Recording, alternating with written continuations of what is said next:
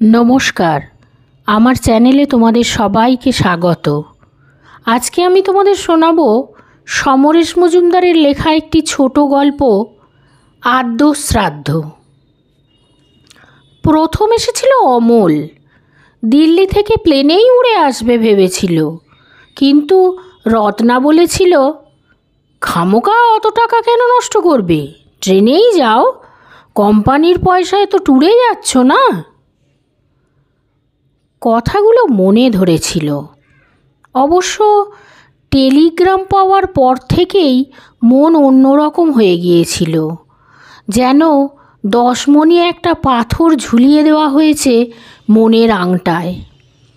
নড়তে চড়তে বুকের মধ্যে যন্ত্রণা, নিঃশ্বাস ভারী, সরসর করে সমস্ত ছেলেবেলা, কিশোর এমনকি যৌবনের প্রারম্ভকাল শেকড় উপড়ানোর মতো চলে এলো সামনে। তৎক্ষণাৎ অফিসে গিয়ে ছুটির দরখাস্ত করেছিল সে। মা মৃত্যুশয্যায়, ছুটি তো মঞ্জুর হবেই। অফিসে বসেই প্লেনের জন্যে চেষ্টা করবে ভেবেছিল অমল।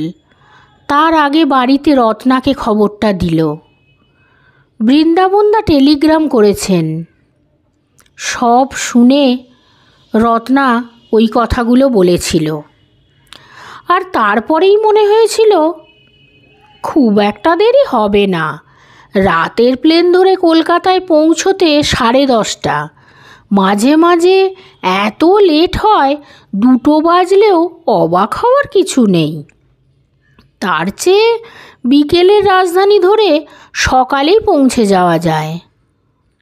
চটপট কিছু টাকা ব্যাংক থেকে তুলে ও নতুন দিল্লি স্টেশনের সামনে থেকে টিকিটের ব্যবস্থা করে বাড়িতে এসে শুয়েছিল খানিক। 3 বছরের বাপ্পা কাছে ঘেঁষতেই রত্না নিষেধ করেছিল, বাপ্পা, বাপির কাছে যেও না, ঠাকুমার শরীর ভালো নেই, সি ইজ লিভিং আস। ইংরেজি 4টে শব্দ কানে খট করে বাজলেও চুপ করে থাকলো অমল।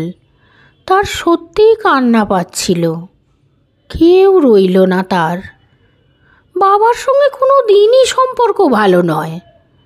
মাই তাকে সব সময় আড়াল করে দিয়েছে।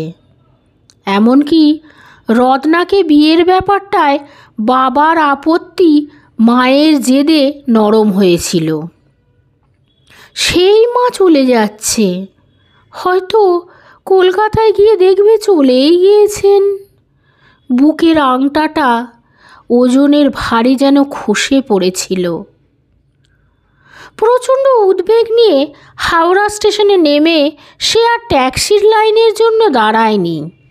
বাড়তি টাকা দিয়ে প্রাইভেট গাড়ি ভাড়া করে ছুটে এসেছিল সল্টলেকে।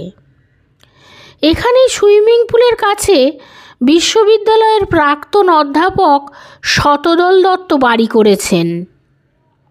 আধুনিক সেই বাড়িতে মোট 5টি ঘর, দোতলায় 2টি, একতলায় 3টি।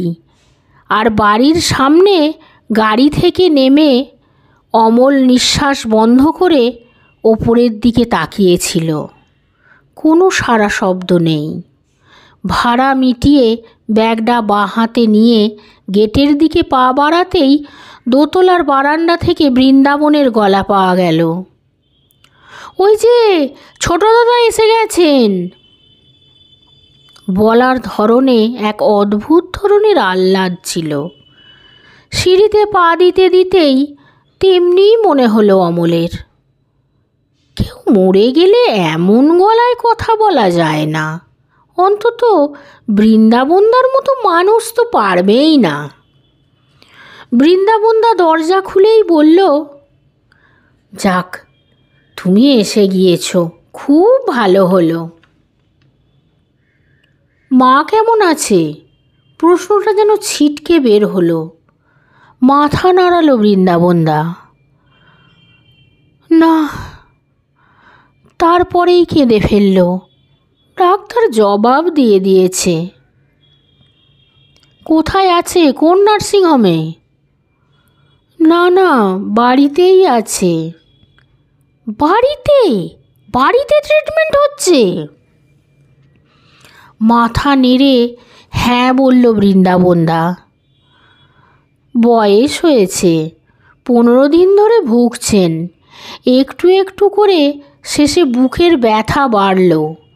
বাবু নার্স আনালেন, অক্সিজেন সেলাইন সব বাড়িতেই দেওয়া হচ্ছে, কোনো ত্রুটি হয়নি।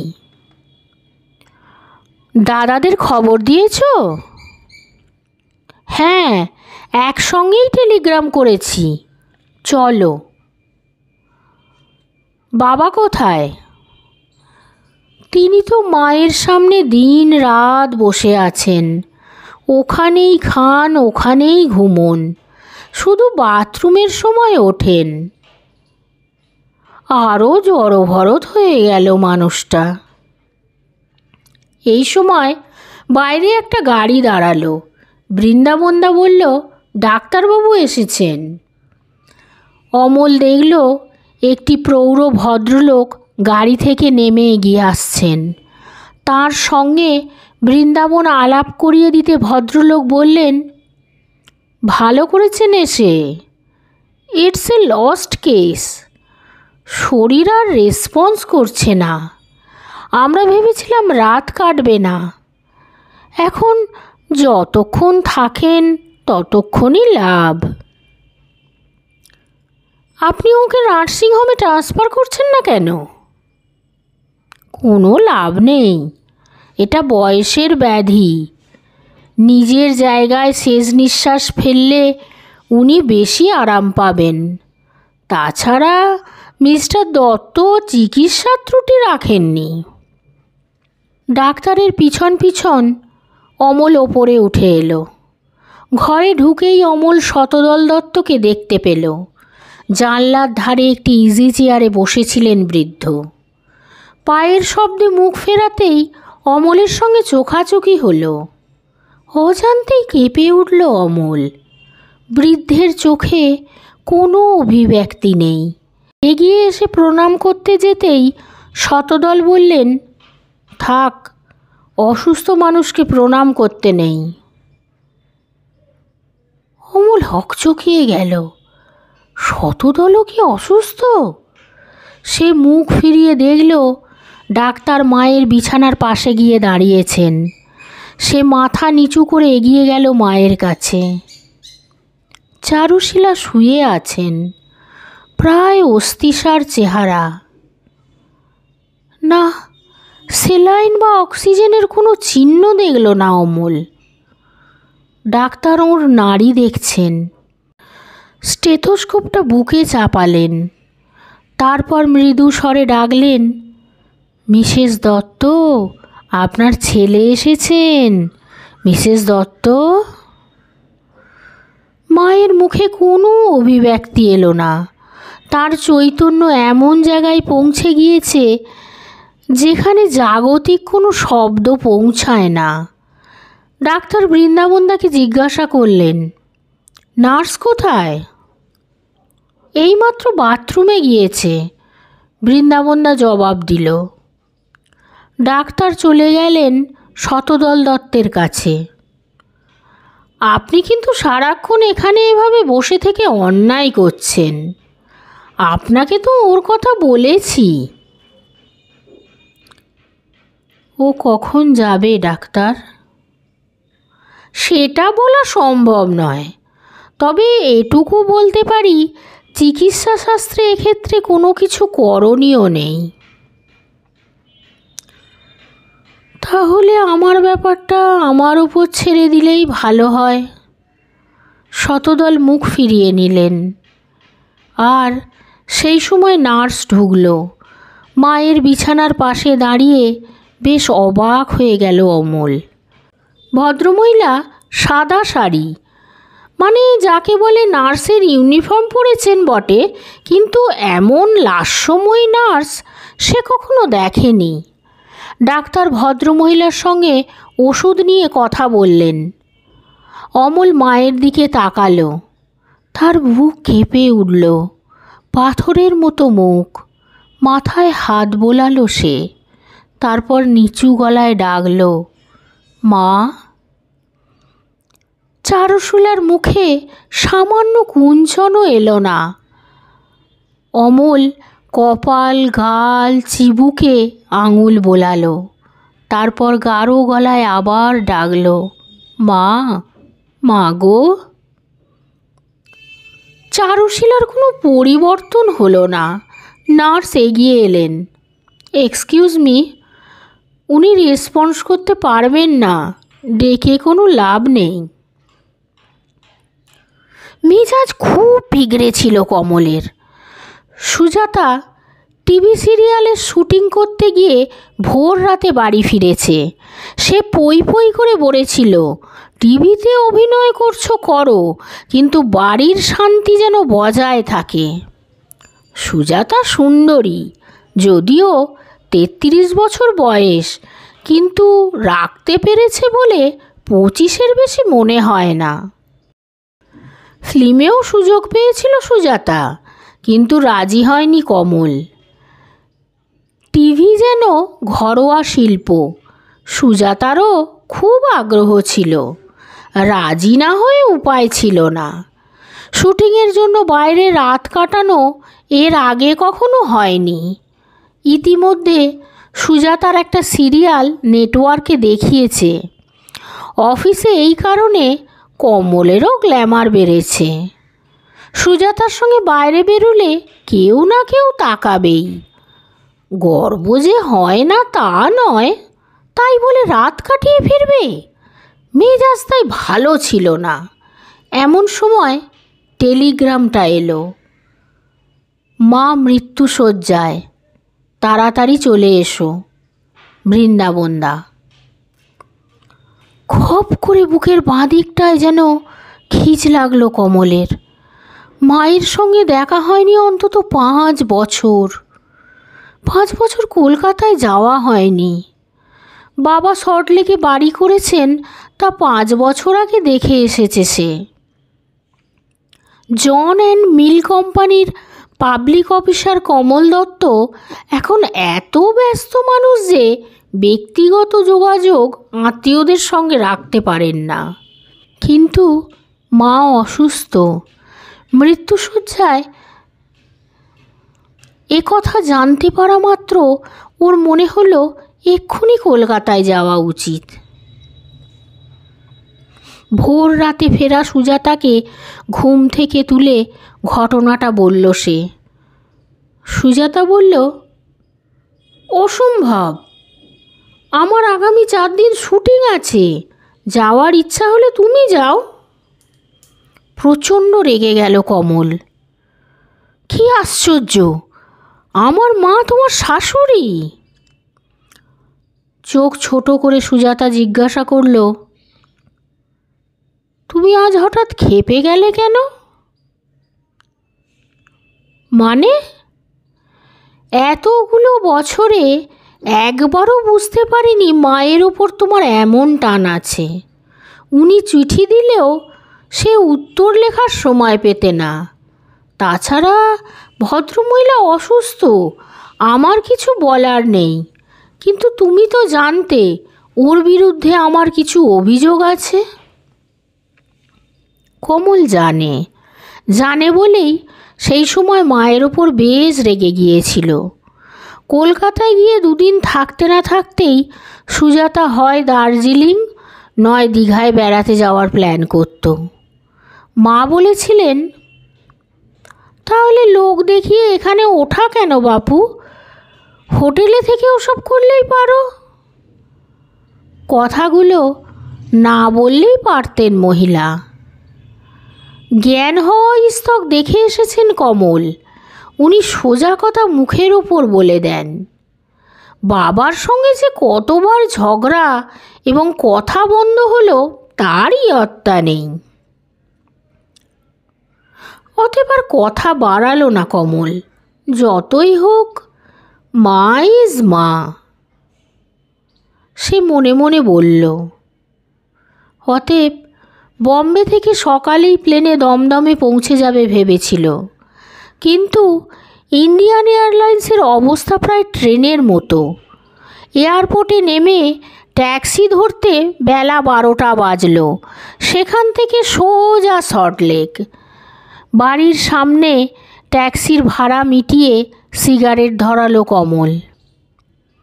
মা যদি চলে গিয়ে থাকে। হঠাৎ বুকের ভেতর মেঘ জমতে শুরু করলো। ঠোঁট কামড়ালো সে। পা ভারী হয়ে উঠল। সে ধীরে ধীরে ভেতরে ঢুকে বেল বাজালো। মিনিট খানেকের অপেক্ষা। কমলের মনে হচ্ছিল সে অন্য কারোর বাড়িতে এসেছে। বয়স এবং দূরত্ব কিভাবে মানুষকে দূরে সরিয়ে নিয়ে যায়। দরজা খুলল। কমল অবাক হলো। অমল দাঁড়িয়ে, পরনে পাঞ্জাবি এবং পাজামা। অর্থাৎ কমল তার আগেই এসে গিয়েছে। অমল বলল, ওহ দাদা, এসো। কমল ঘরে ঢুকল। অমলকে সে কত বছর পরে দেখেছে তা মুহূর্তে মনে করতে পারল না। ভেতরে ঢুকে চারপাশে তাকিয়ে আরও অস্বস্তি বাড়ল। সে জিজ্ঞাসা করল, মা? অবস্থা ভালো নয়। ডাক্তার এসেছিলেন একটু আগে, বললেন কোনো চান্স নেই। ঠিক কি হয়েছে? বললেন বয়স হলে যা হয়। কথাও বলতে পারছেন না, কোনো হুঁশও নেই। কমল ঠোঁট কামড়ালো। হঠাৎ তার কান্না পেল। চোখ মুখ দুমড়ে গেল, চোখ ঝাপসা। ব্যাপারটা অমলকেও আচমকা স্পর্শ করল। দাদা, শক্ত হও, she is still with us. মেজো আসেনি? না, আমাদের তিনজনকেই একসঙ্গে টেলিগ্রাম করেছিল বৃন্দাবনদা। আমরা বম্বে দিল্লি থেকে আসতে পারলাম, আরও গুয়াহাটি থেকে আসতে পারল না। যাক, বাবা কেমন আছে? শক্ত আছে তো? মনে হয় না। মায়ের ঘর থেকে বের হচ্ছেন না। সে কি, মা কি বাড়িতে আছে? হ্যাঁ, ডাক্তারকে আমি জিজ্ঞাসা করেছিলাম। উনি বললেন নার্সিংহোমে নিয়ে গিয়ে কোনো লাভ হবে না। মায়ের কাছে গিয়ে আমারও তাই মনে হলো। কমল সোফায় বসে পড়ল। দু হাতে মুখ ঢাকার চেষ্টা করে আঙুলের ডগায় চোখ মুছল। অমল উল্টো দিকে বসল, মুখ গম্ভীর। সে দাদাকে একবার দেখল। বৌদি টিভি সিরিয়ালে অভিনয় করছে, অথচ দাদার চেহারায় বয়স এসে গিয়েছে বেশ। জুলপি পাকা, সামনের দিকের চুল অনেকটা উঠে গিয়েছে, ভারী হয়েছে শরীর। ছেলেবেলায় দাদাকে সবাই বলতো গুডি বয়, লালু ভুলু। দাদার চেহারায় সেই মোলায়েম ব্যাপারটা আর নেই। ভালো চাকরি করে, পয়সাও বানিয়েছে, কিন্তু অমলের মনে হলো সুখে নেই দাদা। রত্না তো বৌদিকে সহ্যই করতে পারে না। নেটওয়ার্কে সিরিয়ালে অভিনয় দেখে প্রচুর খুঁত বের করেছিল। কিন্তু আজ অমলের মনে হলো দাদার মধ্যে আগেকার ভালো মানুষ ব্যাপারটা এখনও রয়ে গেছে। সে জিজ্ঞাসা করল, ওপরে যাবে না দাদা? কমল মুখ তুলল। আমি মাকে ওভাবে দেখতে চাইনি অমল। এই সময় বাইরের দরজায় শব্দ হলো। অমল নিঃশব্দে উঠে গিয়ে দরজা খুলল। তারপরেই গলা তুলে বলল, মেজদা এসেছে। কমল শরীরটাকে তোলার চেষ্টা করেও আবার বসে পড়ল।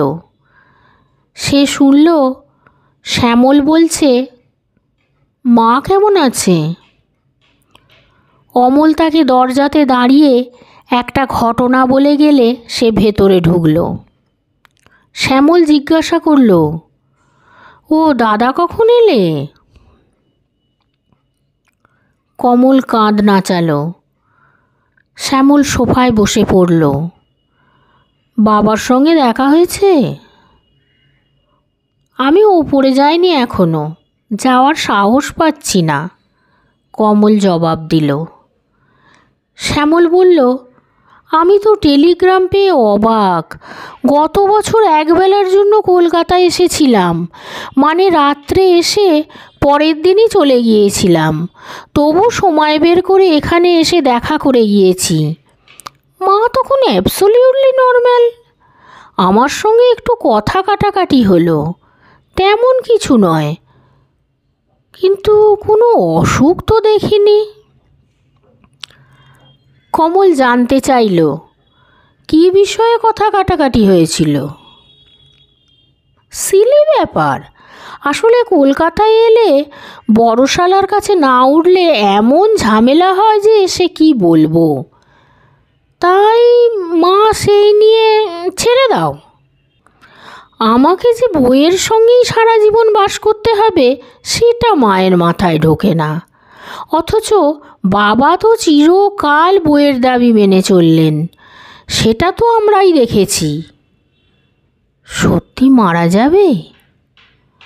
কমল বলল, অমল তো বলল ডাক্তার তাই বলেছে। উফ, আমি ভাবতেই পারছি না। চোখ বন্ধ করল শ্যামল। অমল বলল, তোমরা উপর থেকে ঘুরে এসো, কখন যে ঘটনাটা ঘটে যাবে কে জানে। এই সময় বৃন্দাবনদা নেমে এলো, হাতে একটা ট্রে নিয়ে। এদিকে তাকাতেই লোকটার মুখে হাসি ফুটল। আমি জানতাম খবর পাওয়া মাত্র তিনজনেই চলে আসবে, হাজার হোক পেটের ছেলে। কমল তাকে ইশারায় ডাকল। মা কি করছেন? যাও না, দেখে এসো। এত দূর ছুটে এসে এখানে বসে আছো কেন? কমলের 12 বছর বয়সে বৃন্দাবন এ বাড়িতে কাজে লেগেছিল। এখন এই কথা বলার ধরনে তার রাগ হলেও সে চুপ করে গেল। বৃন্দাবন বলল, দেখা করে এসে হাত মুখ ধুয়ে নাও সবাই, আমি চা বানাচ্ছি। জল খাবার না একেবারে ভাত দেব? শ্যামল বলল, হোল নাইট ট্রেনে জেগে এসেছি, আমি শুধু চা খাবো। বাকি দুজন কিছু বলল না। শ্যামল বলল, অমল তুইও চল সঙ্গে। শতদল দত্ত চেয়ার ছেড়ে উঠে এসে চারুশীলার মাথায় হাত রাখলেন। বেশ উত্তাপ আছে। কপালে এসে পড়া চুল সরিয়ে দিলেন। বাঁ হাত বুকের উপর ভাঁজ করা আছে, সরিয়ে রাখলেন। প্রথম প্রথম নার্সের সামনে এসব করতে সংকোচ হতো, আজকাল হয় না। কিছু করার না থাকলে মেয়েটা পাশের চেয়ারে বসে সিনেমার ম্যাগাজিন পড়ে, চেয়েও দেখে না তিনি কি করছেন। শতদল ঝুঁকে পড়লেন। চারু, শুনতে পাচ্ছ? ও Charu, you can't go like this. আমি তোমার থেকে 5 বছরের বড়। যাওয়ার কথা আগে আমারই। চারু। এই সময় দরজার কাছে শব্দ হলো। চমকে সোজা হতে হতে পিছন ফিরলেন শতদল। 3 পুত্র একই সঙ্গে দরজায়। হঠাৎ তিনি 3 জনের নাম মনে করতে পারলেন না, তবে বম্বে, গৌহাটি, দিল্লির কথা মনে পড়ল। তার 3 প্রবাসী পুত্র। তিনি কোনো কথা না বলে চুপচাপ জানলার পাশের ইজি চেয়ারে গিয়ে বসলেন। ওরা ধীরে ধীরে চারুশীলার পাশে এসে দাঁড়ালো। কমল ডাকল, মা, ও মা।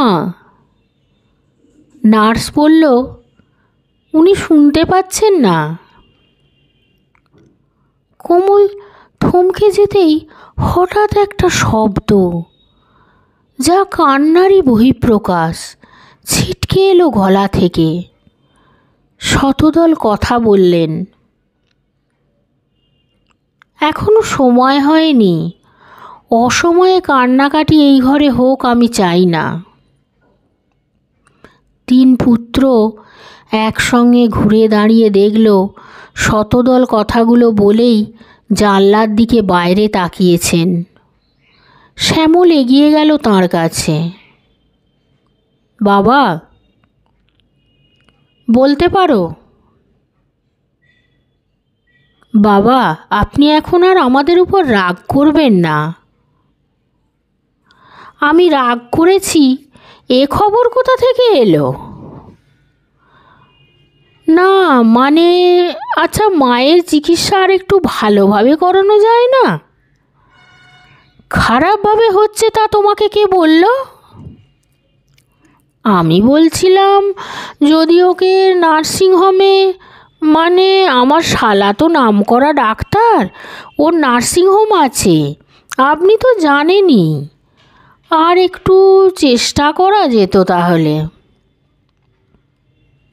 তোমার আর কোনো কথা বলার আছে? শতদল সরাসরি তাকালেন। এবার কমল এগিয়ে গেল। বাবা, আপনার কি মনে হচ্ছে চিকিৎসার কোনো ত্রুটি হচ্ছে না? আপনি যা বলবেন তাই হবে?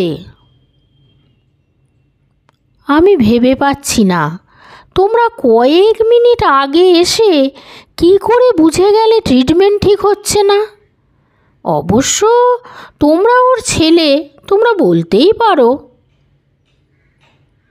আপনি যখন বলছেন তখন আমাদের আর কি বলার থাকতে পারে, কিন্তু আপনার এবার বিশ্রামের প্রয়োজন, এভাবে বসে থাকাটা ঠিক নয়। শতদল কমলের দিকে তাকিয়ে হাসলেন। তোমরা সবাই একাই এসেছো? কমল ঠোঁট কামড়াতে গিয়েও সামলে নিল। হ্যাঁ। বেশ তো, তাহলে নিচে যাও, খাওয়া দাওয়া করে বিশ্রাম নাও। অনেক দিন বাদে তিন ভাই পরস্পরের দেখা পেলে। অন্তত খবর পাওয়া মাত্র এসেছো বলে আমি খুশি। বৃন্দাবনদার রান্না খারাপ নয়, যদিও আরেকটি কাজের মেয়ে রয়েছে। ওরা খাওয়া দাওয়া শেষ করে বাইরের ঘরে এসে বসল। আগে অমল দাদাদের সামনে সিগারেট খেত না, আজ ধরালো। কমল জিজ্ঞেস করল, তোর খবর কি? চলছে। বৌদি সিরিয়াল দেখলাম। ওই হবি আর কি, আমি বাধা দিই না। তা রত্না কেমন আছে? আসতে চেয়েছিল, আমি সঙ্গে আনিনি। ভালোই করেছিস, এখানে এত টেনশন। শ্যামল চুপচাপ শুনছিল। হঠাৎ বলল, বাবাও কেমন বদলে গিয়েছে। কমল হাসল। বাবার সঙ্গে চিরকালই আমাদের দূরত্ব ছিল। অমল বলল, বাবা কিন্তু মাকে খুব ভালোবাসেন। কমল বলল, আগে বুঝিনি, আজ মনে হলো। মানুষের বোধহয় বয়স বাড়লে প্রেমও বাড়ে। তোর মনে আছে শ্যামল, একবার স্কুল থেকে কার রাবার চুরি করেছিলি বলে বাবার কাছে জোর মার খেয়েছিলি? এই যা, আমি চুরি করিনি, ভুল করে নিয়ে এসেছিলাম। সঙ্গে সঙ্গে কমল আর অমল হেসে উঠল। হঠাৎ ওরা অতীতে ফিরে গেল।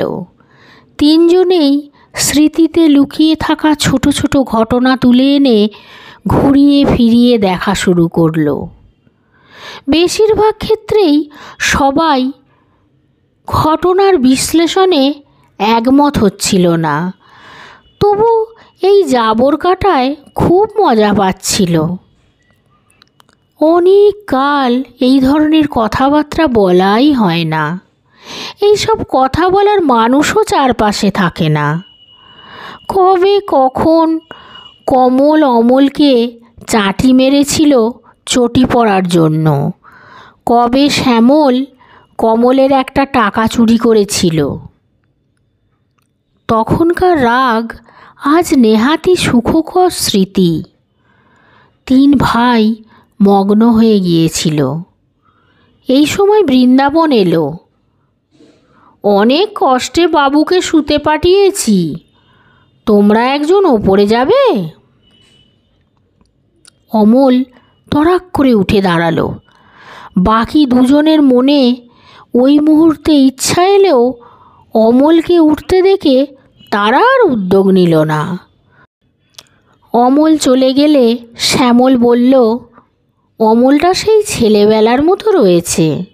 সব কিছু আগে না পেলে কীরকম কান্নাকাটিই না করত। কমল বলল, বুঝলি, অনেক ভেবে দেখলাম জীবনের শ্রেষ্ঠ সময় হলো ছেলেবেলা।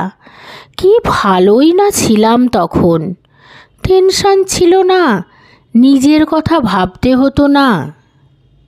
সত্যি কথা, এখন টাকা, ভবিষ্যৎ, বর্তমান, স্ত্রী, বাচ্চা কাচ্চা। আমাকে তো ভগবান ও ব্যাপারে দয়া করলেন না। ডাক্তাররা কি বলছেন? শ্যামল জানতে চাইল।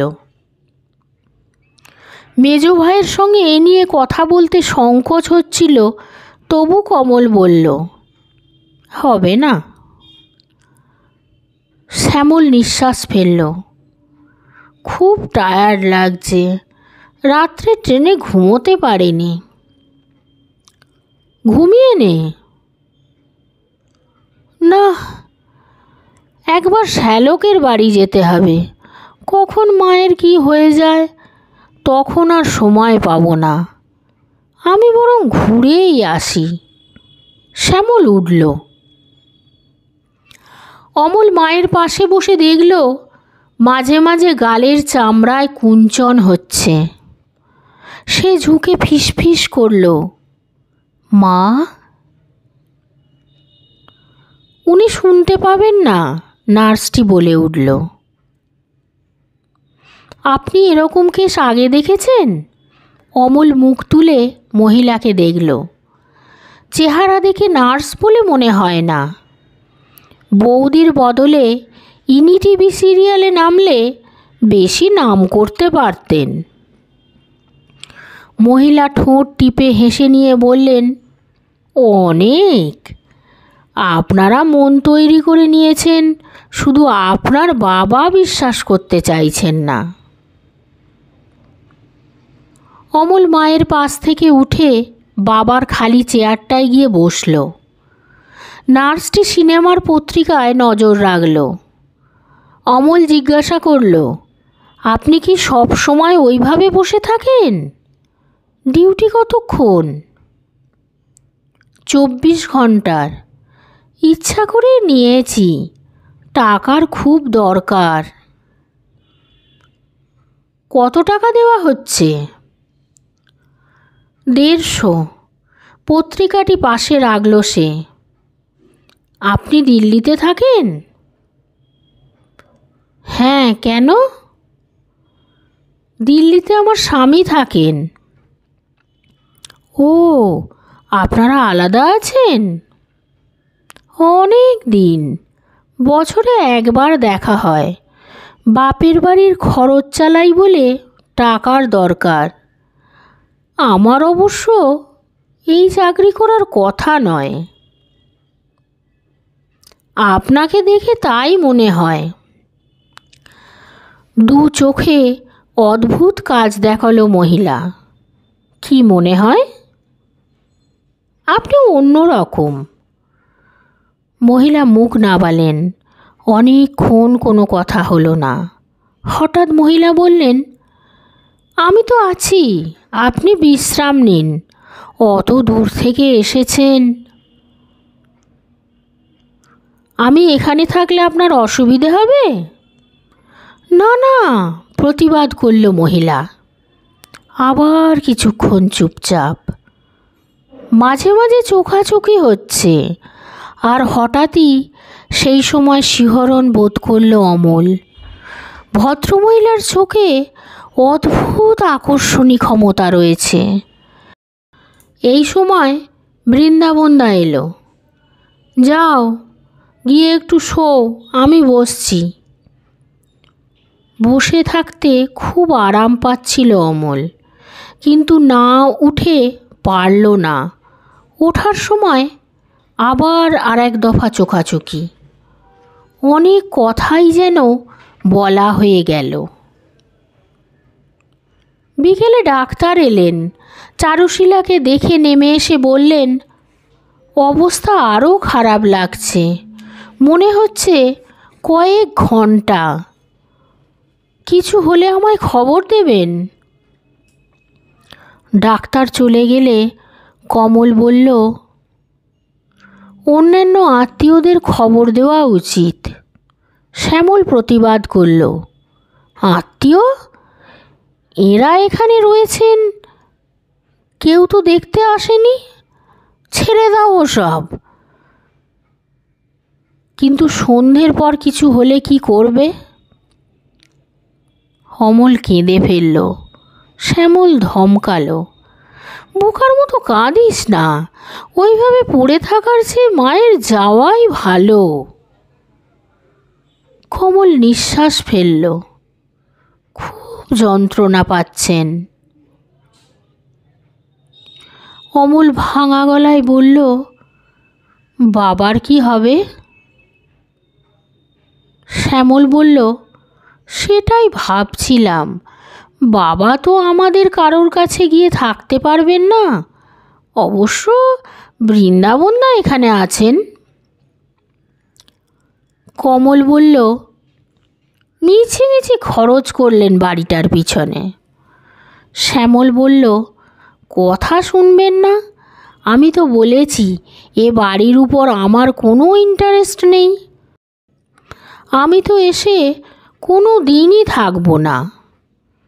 অমল বলল, ইন্টারেস্ট আমারও নেই। বাবা না থাকলে বিক্রি করে দিতে হবে, কমল বলল। শ্যামল একটু চুপ করে থেকে বলল, কিভাবে নিয়ে যাবে? তিন ভাই পরস্পরের মুখের দিকে তাকালো। অমল বলল, এসব কথা এখনই বলা কি ঠিক? অবশ্য ডাক্তার বলে গেলেন। কমল বলল, তখন মাথা ঠিক থাকবে না, কাঁধে করে নিয়ে যাওয়া খুব প্রিমিটিভ আইডিয়া। শ্যামল বলল, গাড়ি পাওয়া যায়, শালাকে জিজ্ঞাসা করেছিলাম, ও একটা ফোন নম্বর দিয়েছে, ফোন করলেই চলে আসবে গাড়ি। অমল বলল, গুড, কাছের গাড়ি নিশ্চয়ই। তাই তো। আর ইলেকট্রিক চুল্লিতে কাজ করব, চিতা ফিতা সহ্য করতে পারবো না। তবে কাছাকাছি ইলেকট্রিক চুল্লি আছে কি না সেটা জানি না। শ্যামল বলল, কাগজে পড়েছি নিমতলাতে আছে, ওটাই কাছে। কমল জিজ্ঞাসা করল, ফুল টুল? ওই গাড়ির জন্যে ফোন করেই বৃন্দাবনদাকে পাঠাবো। আবার কিছুক্ষণ চুপচাপ। একটা ভারী আবহাওয়া তৈরি হয়ে গেল। হঠাৎ অমল বলল, উফ, ছেলেবেলায় মা আমাকে ভাত খাইয়ে দিত। কমল বলল, সবাইকেই মা দিয়েছে, যাই বলিস, মায়ের বিকল্প অন্য কোনো মেয়ে হয় না। সুজাতার মধ্যে 10% গুণও নেই। রত্নার মধ্যে আছে ভেবেছ? ওই ম্যাক্সিমাম 10%। অমল ফোঁস করে উঠল। শ্যামল কোনো মন্তব্য করল না। কমল বলল, কাল সকালের বম্বে ফ্লাইট কখন রে? কালই চলে যাবে? অমল জানতে চাইল। আর থেকে কি করব, খাঁ খাঁ করবে বাড়ি। তা ঠিক, আমিও ভাবছি দিল্লির ফ্লাইট ধরব, এক্সট্রা কিছু খরচ হবে, রত্না চড়বে, বাট নাথিং ডুইং। অমল বলল, তোদের টাকা আছে, প্লেনে যা, আমি ভাই ট্রেনে। সকালে শালার বাড়িতে চলে যাব, সন্ধেবেলায় কামরূপ এক্সপ্রেস। শ্যামল বলল। অমল বলল, ভালোই হলো, কাল অফিসে যাওয়া খুব জরুরি ছিল। কমল হাত নাড়ল।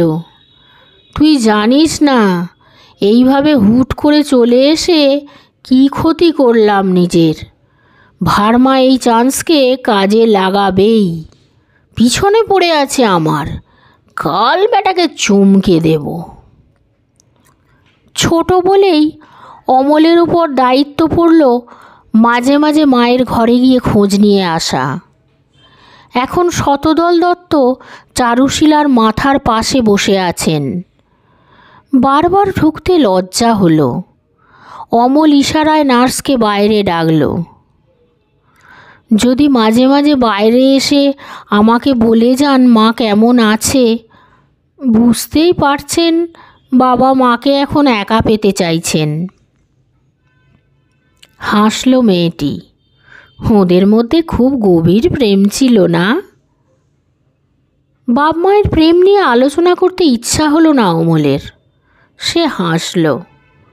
নার্স বলল, ঠিক আছে, আমি নিচে যাব না আপনি ওপরে আসবেন? আমিই আসব। এত পরিশ্রম করেও আপনি হাসেন কি করে বলুন তো? আমার হাসি আপনার খারাপ লাগে? চোখে জল এলো। না না, দারুণ। আহা, শরীর ঘুরিয়ে মেয়েটি চলে গেল। মিনিট 15 বাদে বৃন্দাবন ছুটে এলো ওপর থেকে। টেলিফোনের ডায়াল ঘোরাতে লাগলো। 3 ভাই ব্যস্ত হয়ে উঠল। ডাক্তারকে ফোন করে বৃন্দাবন বলল, মা কেমন করছে? ডাক্তার এলেন। রাত 10টা পর্যন্ত 3 ভাই প্রচণ্ড উৎকণ্ঠা নিয়ে অপেক্ষা করল। মাঝে মাঝে সবাই ওপরে যাচ্ছে। আর তখন চারুশীলার গলা থেকে বের হওয়া যন্ত্রণার শব্দ শুনতে পেল ওরা। চারুশীলা বলছে, উফ, আহ। 11টার সময় ডাক্তার নিচে নেমে বললেন, স্ট্রেঞ্জ ব্যাপার, আমার জীবনে এরকম কেস আমি কখনো দেখিনি। কি অবস্থা? শ্যামল জিজ্ঞাসা করল। ডাক্তার বললেন, নার্সিংহোমে ফোন করতে হবে। নার্সিংহোমে? কী ব্যাপার? কমল চমকে উঠল। ডাক্তার বললেন, হঠাৎ জীবনের লক্ষণ ফিরে এসেছে, এখন মনে হচ্ছে ওকে নার্সিংহোমে ট্রান্সফার করা দরকার এখনই। ডাক্তার ফোন করে অ্যাম্বুলেন্স আনতে বললেন। অমল জিজ্ঞাসা করল, তাহলে আজ রাতে কোনো সম্ভাবনা নেই? কেউ বলতে পারে না। অনেক সময় প্রদীপ নেবার আগে বেশি আলো দেয়। তবে মনে হচ্ছে এবার ফাইট করার সুযোগ পাওয়া যাবে। আসলে আপনার বাবার মনের জোরেই উনি বোধহয়। অ্যাম্বুলেন্স এলো। স্ট্রেচারে শুইয়ে নিয়ে যাওয়া হলো চারুশীলাকে। 3 ভাই এবং শতদল দত্ত সঙ্গে গেলেন। শতদল দত্তকে নিষেধ করা হয়েছিল, কিন্তু তিনি শোনেননি। ভর্তি হওয়ার পর শতদল অসুস্থ বোধ করলেন। নার্সকে বাড়িতেই রেখে আসা হয়েছিল। অত রাতে আর বেচারা কোথায় যাবে? নার্সিংহোমে চারুশীলার পাশে থাকতে দেওয়া হবে না শতদলকে। তার শরীর খারাপ লাগছিল। অতএব অমল তাকে বাড়িতে ফিরিয়ে আনল। আসার পথে শতদল বললেন, জীবনে কখনো প্রার্থনা করিনি হে, তোমার মা অসুস্থ হওয়ার পর থেকে করে যাচ্ছিলাম। আমি এখন নিশ্চিন্ত যে সে ফিরে আসবেই। অমল বলল, এ নিয়ে ভাববেন না। নার্সকে ঘুম থেকে তোলা হলো। ঘুমের ওষুধ খাইয়ে দিয়ে সে শতদলকে ঘুম পাড়িয়ে দিল। অমল ফিরে এলো নিজের ঘরে। দাদারা নার্সিংহোমে। বৃন্দাবন তার বাবুর ঘরে বিছানা করে মাটিতে শুয়েছে। হঠাৎ দরজায় শব্দ হলো। অমল দেখল নার্স দুটো সন্দেশ আর জল নিয়ে তার ঘরে ঢুকছে। এগুলো খেয়ে নিন, আজ তো কিছুই পেটে পড়েনি। অনেক ধন্যবাদ, হাসল অমল। আমার চাকরি গেল। না, বাবাকে দেখাশোনা করবেন আপনি। সত্যি?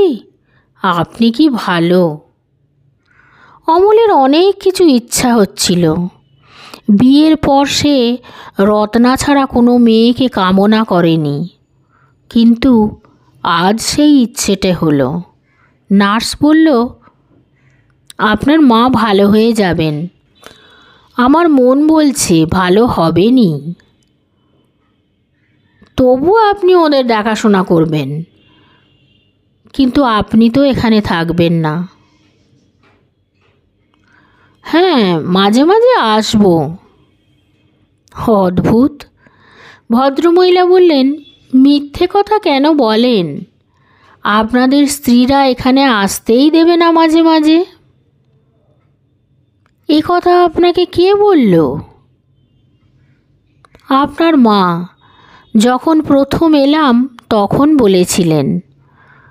নার্স ফিরে গেল। অমলের মনে হলো যেন সে প্রচণ্ড এক চড় খেয়েছে। ভোরবেলায় দুই ভাই ফিরে এলো। চারুশীলার মধ্যে জীবনের লক্ষণ ফুটে উঠেছে। এখন শুধু লড়াই করার সময়। এই লড়াই কত দিন ধরে চলবে কেউ বলতে পারে না। ডাক্তার বৃন্দাবনদা এবং নার্স আছে, অতএব ছুটি নিয়ে অনন্তকাল কেউ বসে থাকতে পারবে না। তিন ভাই একসঙ্গে শতদলের ঘরে গেল। তিনি তখন বিছানায় বসে চুপচাপ চারুশীলার খবর শুনলেন। শুনে বললেন, হ্যাঁ, লড়াই করার সুযোগ পেলে সে কখনো হারবে না। আমার জন্যই তাকে ঘরে আসতে হবে। দায়, তার দায় আমার ওপর। তা তোমরা এখানে থেকে কি করবে? আমরাও তাই ভাবছিলাম, কমল বলল। ঠিকই ভেবেছ। যদিও মায়ের শরীর কিছু হয়, সঙ্গে সঙ্গে খবর দেবেন। কেন? আমরা চটপট চলে আসব। না না, মাথা নাড়লেন শতদল। হিন্দুদের শাস্ত্র আমি ভালো জানি না, তবে মাতৃদায় তো একবারেই মিটে যায়। তোমাদের মিটে গেছে, এই এলে এসে চুকিয়ে দিলে, দ্বিতীয়বারের কি প্রয়োজন? আজকের গল্পটি এখানেই শেষ হলো। ধন্যবাদ।